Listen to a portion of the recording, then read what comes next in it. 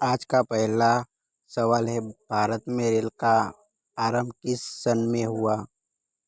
Option A 1953, B 1853, C 1895, D 1898।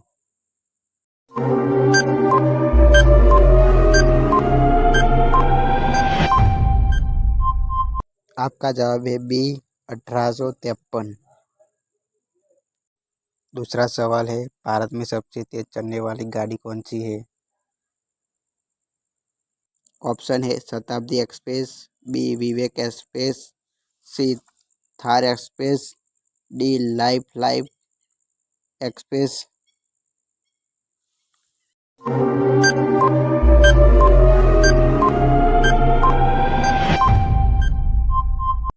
आपका जवाब है ए शताब्दी एक्सप्रेस।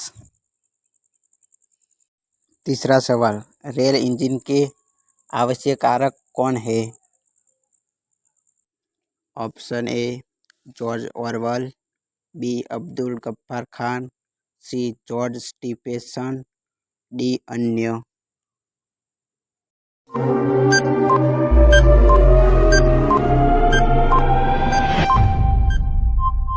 आपका जवाब है सी जॉर्ज स्टीफेंसन।